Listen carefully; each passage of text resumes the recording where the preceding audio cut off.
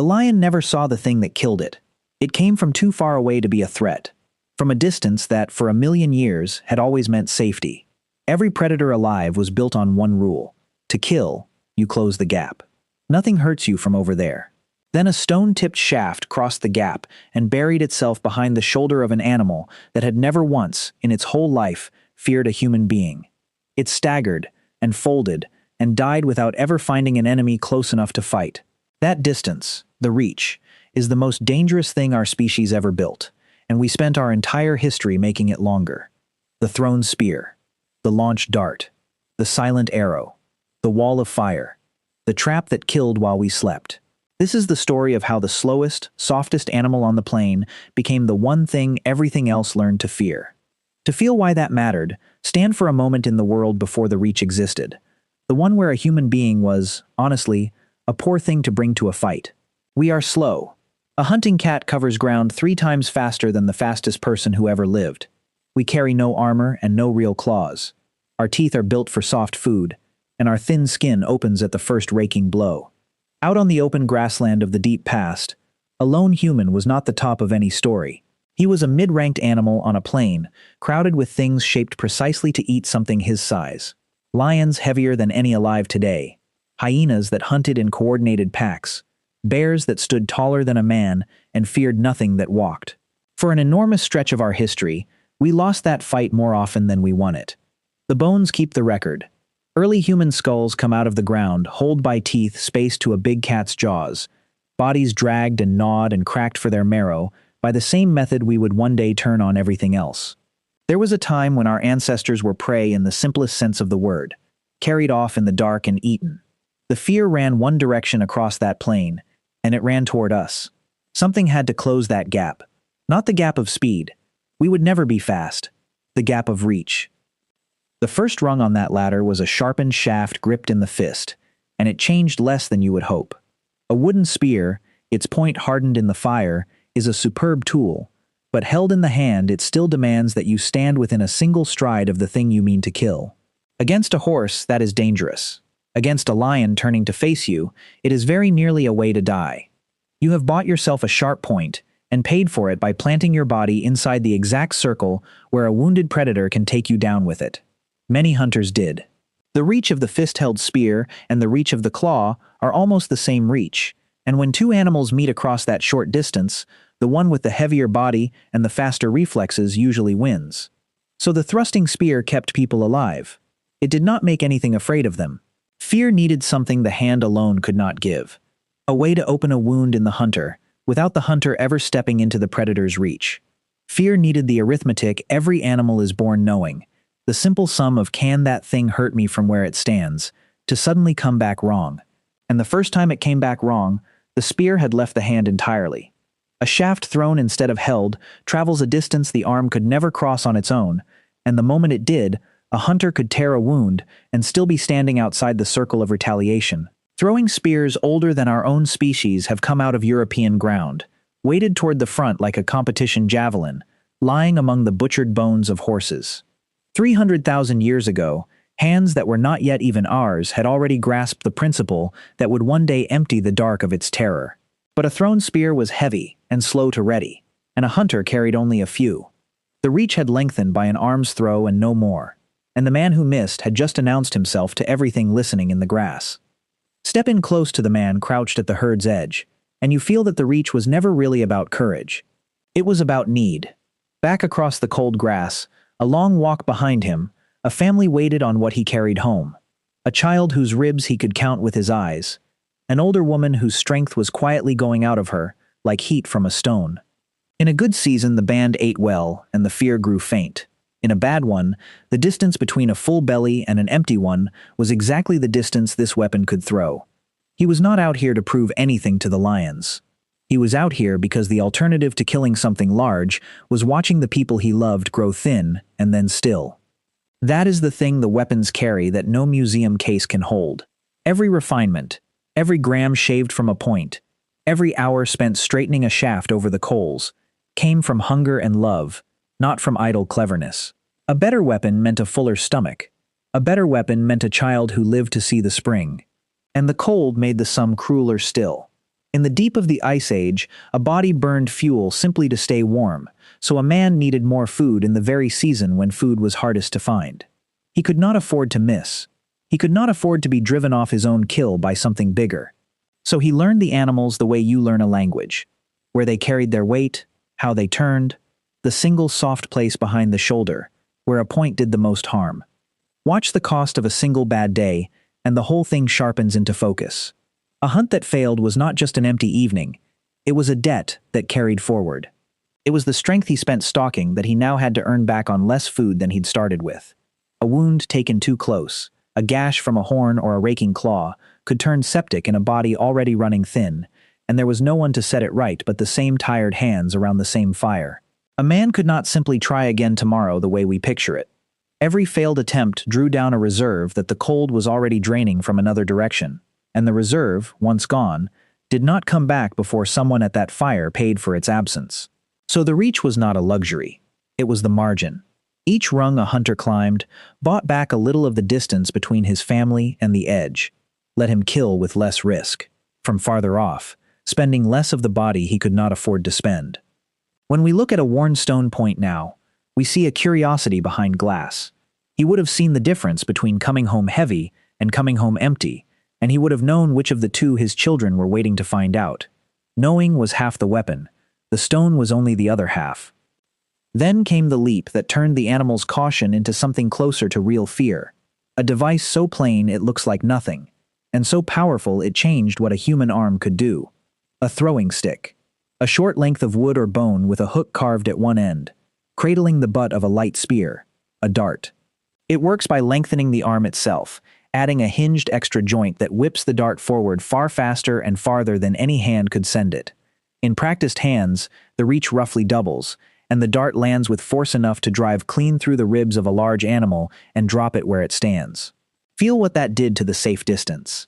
The predator's whole confidence rested on a single number, the gap it believed no prey could hurt it across. This pushed that number so far out that a lion could be badly wounded, while the human who did it was still an easy stroll away, already seating a second dart against the hook. Tuni together. A cat that charged now had a killing ground to cross, before it ever reached a body to maul. The rung had lifted the point off the arm and flung it out beyond the range of any answering charge, and the skill it demanded was its own hidden weapon. A throwing stick in an untrained hand is a clumsy thing that sends a dart wobbling into the dirt. In a hand that had thrown 10,000 times since boyhood, it became an extension of intent. The release timed to the animal's step, the arc read against the wind, the whole motion folded down into something faster than thought. That skill could not be stolen or stumbled into. It had to be built, over years, in a body that started learning it as a child. The weapon was cheap. The hand that aimed it was the work of a lifetime. The man drew back, threw, and did not have to be brave to survive it. That was the whole point. And somewhere across those long generations, without a single soul alive to mark the day, the thing reversed. The predators began to hesitate. An animal cannot reason, but it can learn, and what it learns fastest of all is what has hurt it. A lion that had felt a wound arrive out of empty air, from a standing human at 40 paces, did not forget the lesson.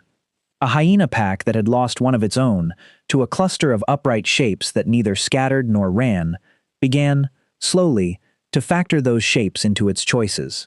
Across enough encounters, the calculation every predator carries in its body started to come back, for the first time in the history of our kind, with a new answer where humans were concerned. That one is not worth it. That one hurts from too far away. The prey had started watching back, and the things that had eaten us for 1,000,000 years began, warily, to leave a wider and wider space around the upright shapes at the edge of the fire. There was a rung above the throwing stick, and it changed not the distance so much as everything around the distance. A bow. A stave of springy wood bent against a taut cord, storing the pull of a man's whole back and arm in a single curve, then releasing it into a light arrow all at once. Where the throwing stick doubled the reach, the bow did something subtler, and, for a predator, worse. It could be drawn in silence. It could be loosed from a crouch behind a screen of brush, giving nothing away. No wind-up of the arm against the sky, no heavy shaft arcing slow enough to be seen coming. An arrow crossed the gap before the ear could place the sound of the string. And a man could carry many. That was the quiet horror of it. A thrown spear was one answer, and then you were empty. A hunter with a bow held a dozen answers on his back, each one ready in the time it took to reach and knock and draw. He could wound and wait and wound again, feeding point after point into a charge without ever breaking his position. The animal facing him was no longer facing a single throw it might survive. It was facing a rhythm it could not outrun. He knelt in the cold, drew until the muscles of his back stood out like cord, and held, breathing slow, waiting for the animal to turn its shoulder to him. The wound would arrive from nowhere, and there would be another right behind it. But the deadliest rung on the whole ladder was never sharp, and the animals feared it more than any blade: fire. Watch what a wall of flame does to the oldest certainty a predator owns. Every hunting animal on that plain reads the dark as its own country. The night is when the eyes of the cat outmatch ours, when the pack moves unseen, when the sleeping are softest. Fire took the night away from them. It threw a moving wall of light and heat across the mouth of a cave and turned the predator's own darkness into a barrier it would not cross. No tooth answers fire. No amount of speed or weight carries an animal through a thing that every instinct screams is pain, and fire did more than hold the line. In skilled hands, it became a weapon that reached across whole valleys. A grass fire, set with the wind, could drive an entire herd, turn a wall of panicked animals and steer them toward a cliff, a bog, a narrow draw where the hunters already waited. Now the reach was not an arm or a bowshot. It was the length of a burning hillside. A hunter who could set and steer a fire could move animals by the hundred without ever touching one, and the same wall that funneled a herd to its death kept the lions and the hyenas pinned back at the edge of the light, watching a power they had no way to fight. The great predators had ruled by owning the dark. The moment we owned the fire, the dark stopped belonging to them, and they knew it, and they gave ground. And then, the strangest rung of all, the one that reached across time itself, a trap. A pit dug and hidden beneath a scatter of brush along a trail the animals used. A deadfall, a heavy weight prop to drop. A snare set in a run and left. What made the trap unlike every rung below it was this: the hunter did not have to be there. He could set the killing in place and walk away, back to the fire, back to his family, while the weapon waited with a patience no living body could match. The reach had grown so long it no longer even needed the hand that made it. Sit with what that demanded of a mind. To build a trap, a person had to hold the future in his head, to picture an animal that was not there yet, walking a path it had not yet walked, and to arrange the present so that the future would kill it. He had to read the trail, know the habit, understand the weight and the stride of a thing that would arrive hours or days from now. No other animal on earth hunted the future. A lion kills what is in front of it. A man could kill what had not yet arrived. And here the reach turns cold, because a pit does not care what falls into it. The same trailcraft that took a deer took a rival who walked the same path. The same patience that set a snare and walked away could set an ambush for another band and wait. Every rung we had climbed to stop being prey was a rung that could be turned and aimed at our own kind. And the oldest wounds in human bone, points lodged deep, arms shattered shielding a skull, say plainly that it was. We had built the whole ladder to hold the lion at bay. But the highest rung of all was not yet a thing at all, and it was the one the predators truly could not answer. Put yourself back on the plain one last time. At the instant the whole long climb pays off. The moment a great predator learns, too late, that every rule it was born knowing has changed. A lion breaks from cover. It has done this 10,000 times. The charge is the oldest certainty it owns. Cross the ground faster than anything can react, and the meal is dead before it understands it has become one. Ahead of it stands a scatter of upright shapes that have not run. Good. Prey that freezes is prey that dies. It pours everything into the sprint, that blur of muscle no human eye can match. And the ground it has to cross is full of reach. An arrow takes it before it is halfway, driven deep behind the shoulder, and the animal's own speed tears the wound wider. A dart follows from the side, flung from a hooked stick by a shape the lion had not even counted. Ahead, where its panic is carrying it, the grass is burning, a low wall of fire it will not cross, turning it back into the very ground it was trying to escape. And the hunters do not break and scatter the way every instinct in the lion has always sworn they would. They hold, they spread. Each man's reach overlaps the next, so the charge runs not at one enemy, but into a widening storm of them, arriving from everywhere at once, and every point is aimed by a plan made hours before the animal ever left the trees. The lion goes down still reaching for a body it never touched. This was the ladder made whole. Not one lucky rung, but all of them at once. The point that flew, the arm that doubled, the string that struck from silence, the fire that stole the ground, the shared mind that placed every one of them exactly where the animal would be. No charge could cross that. No tooth could answer it. An animal that loses enough of these encounters does not keep making the same choice. It learns, and it teaches its young in the only way animals can, by hunting differently. It begins to leave the upright shapes alone.